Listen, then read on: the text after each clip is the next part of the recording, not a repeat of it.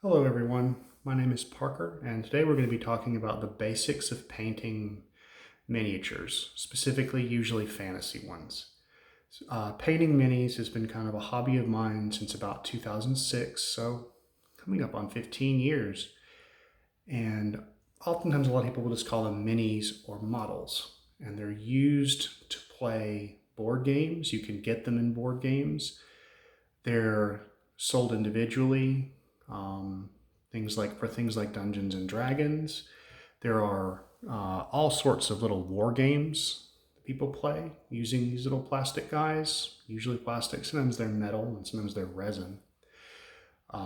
Some examples would be like here.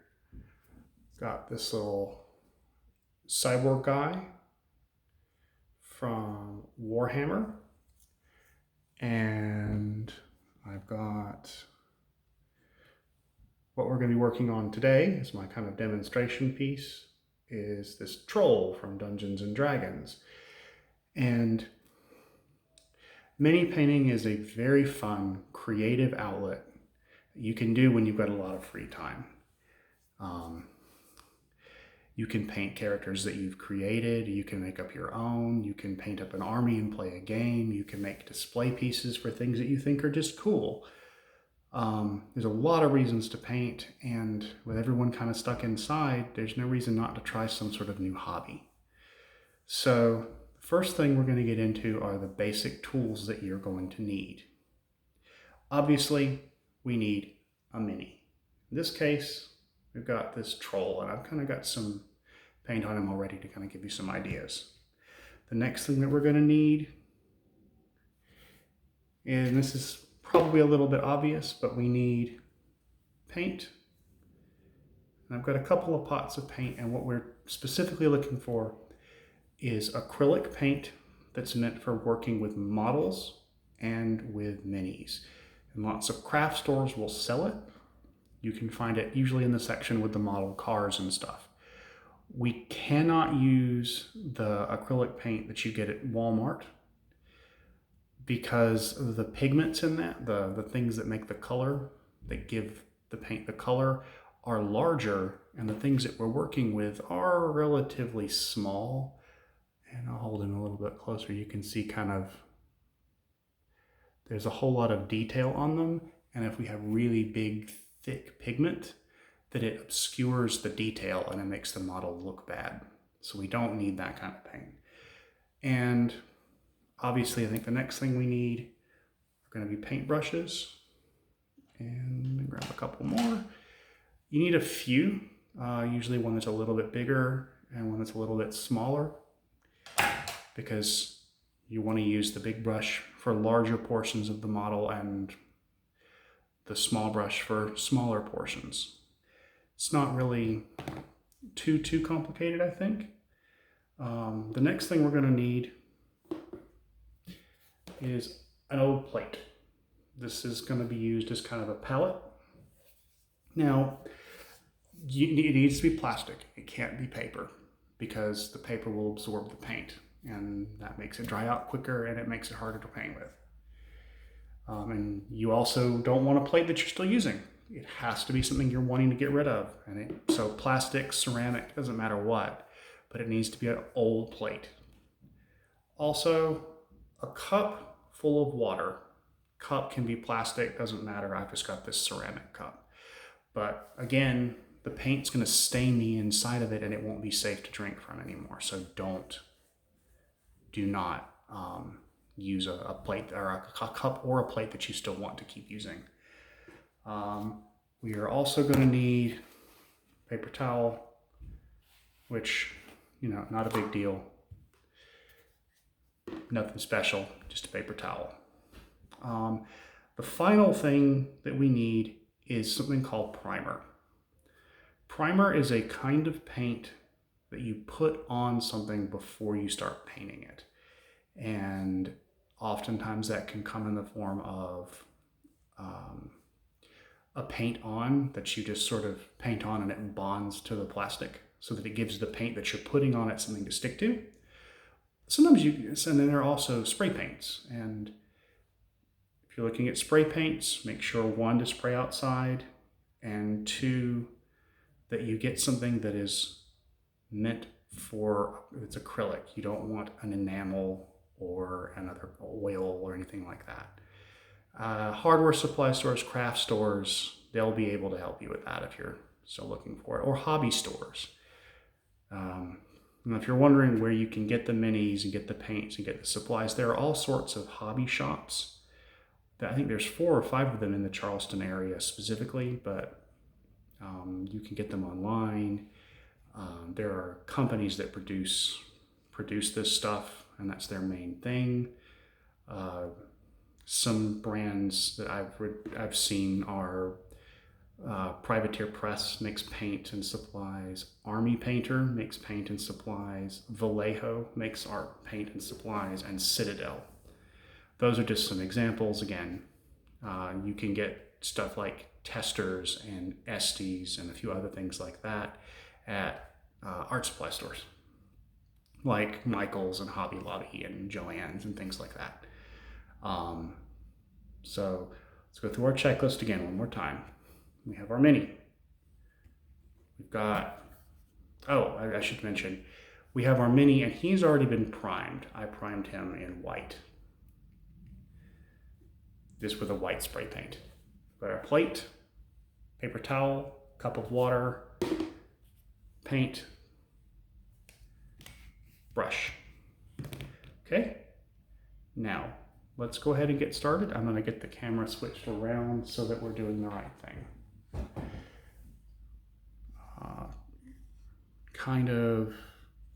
Here we go.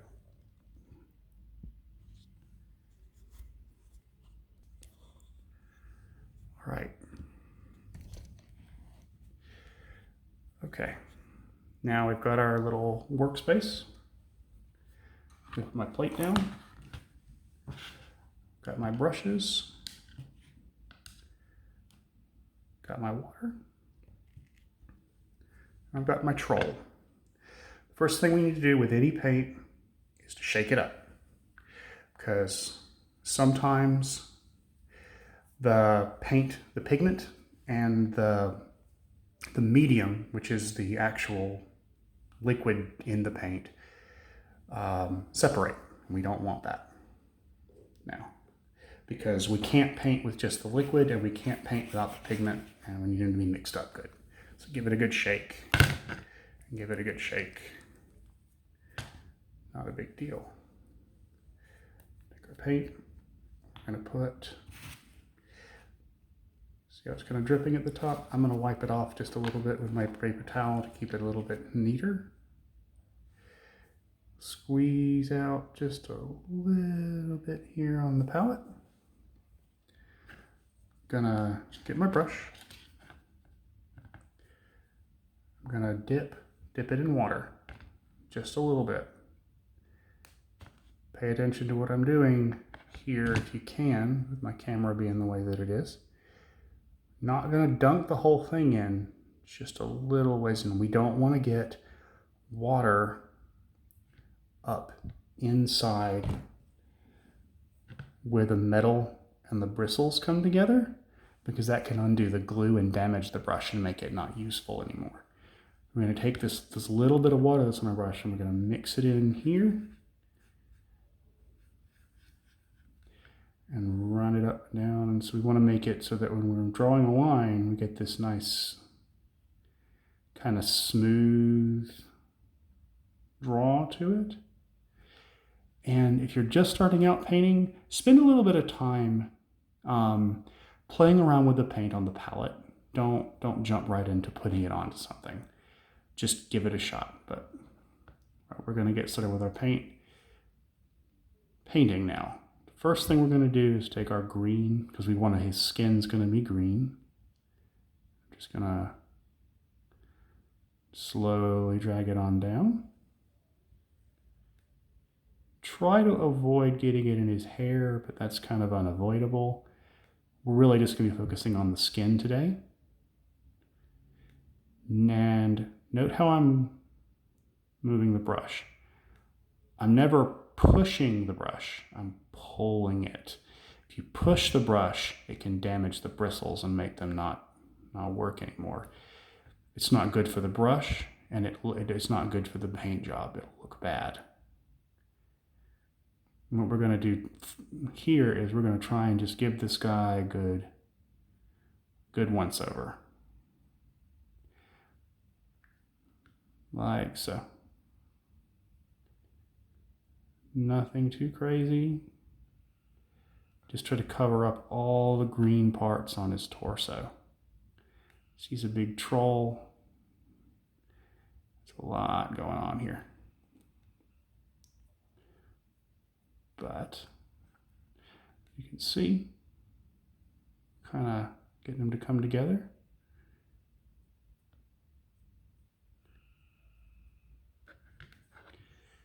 And the goal is going to be to completely cover all the white, all the primer, and that green.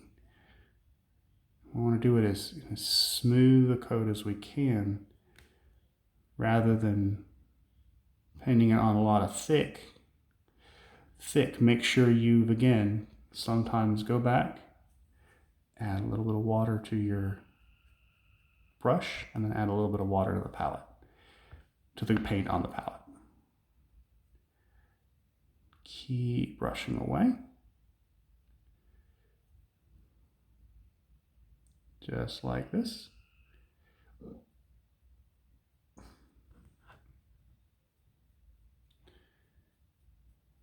And wait for once it's all on there, we're just going to paint like half of them today. Try to avoid, while the paint is still drying, going back over parts you've already painted, because that moves around the paint that's still drying and it won't look as good. It'll leave brush marks in the paint, and you want to make it as smooth as possible if you can, so that it looks like the paint's actually not paint, but it looks like the way the model was made, it was just made in those colors. You're trying to make it look as natural as you can.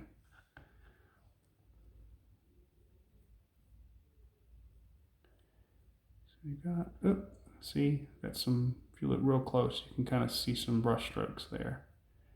I'll have to cover that up later. Okay.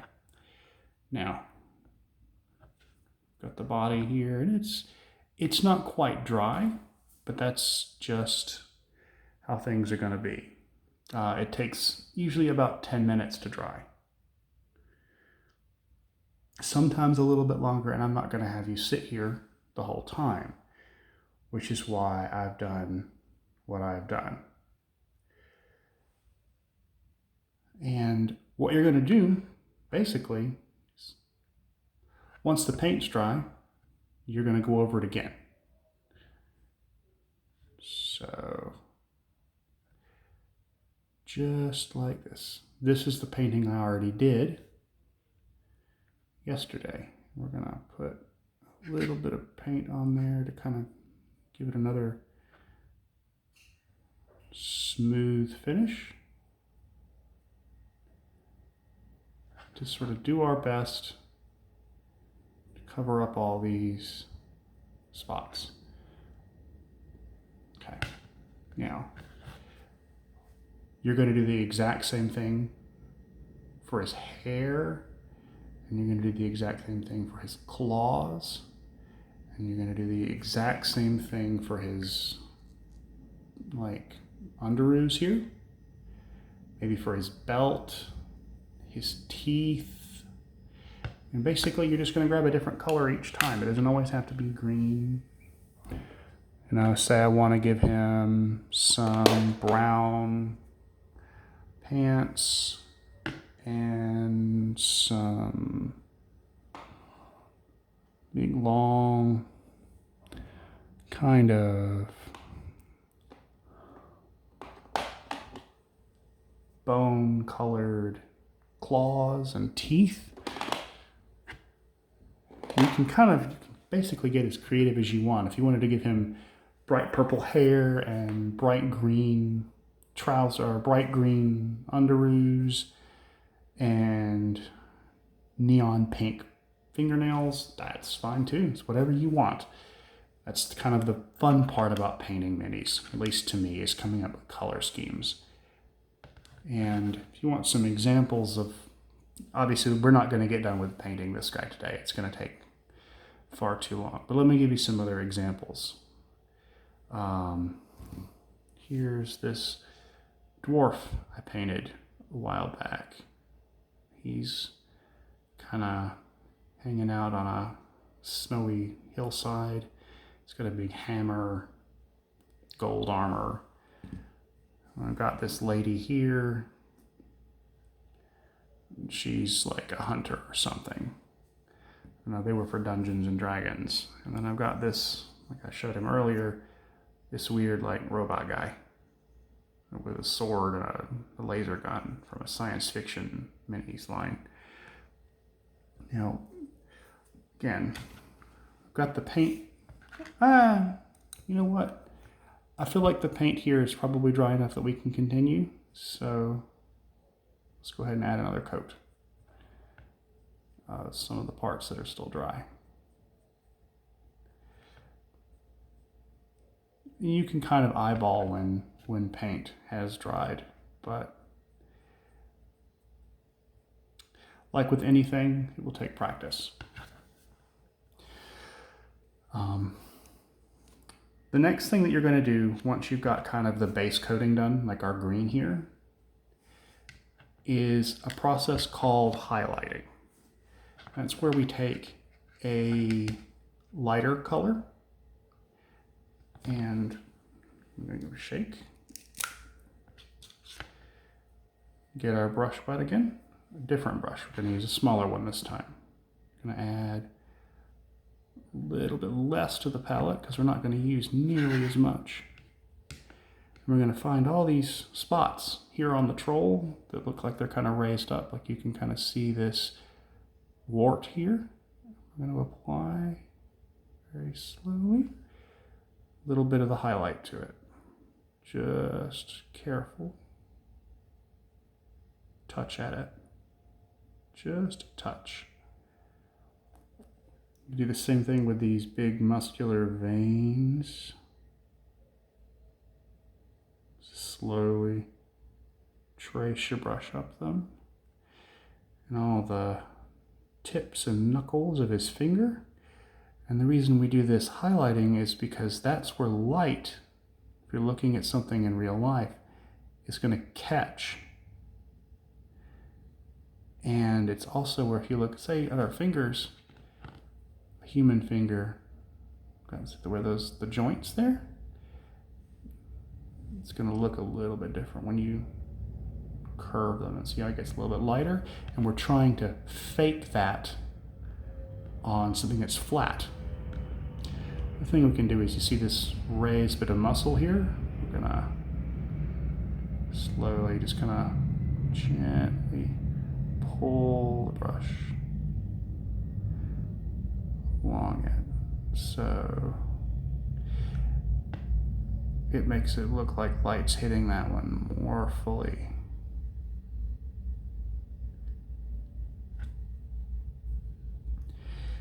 And the reason we do that again is because it simulates a three dimensions. That mean this thing is basically flat with some very, very thin ridges and stuff. So it's when we're shading it, when we're highlighting it, we're giving the illusion of depth, which is an important part of painting. But those are all kind of advanced techniques, and really what you're going to want to do first is to just practice getting a base coat down and learn the very, very, very basics and fundamentals of this new hobby.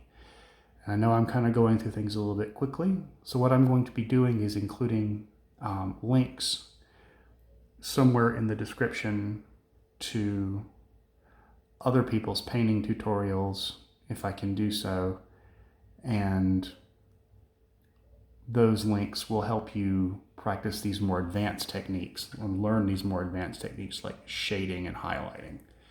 If you want some examples, here's an example of highlighting.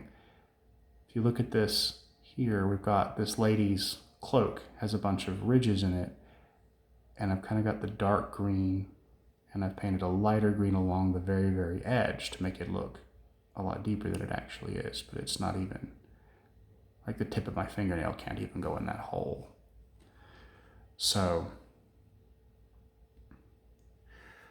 there are, again, all kinds of techniques you can use to make a model stand out. There's textured paints, like this snow here. There's static grass, which you can use to kind of fake things. There are translucent paints, so you can do things like make this guy's fiery kick or this wizard's magic orb stand out more.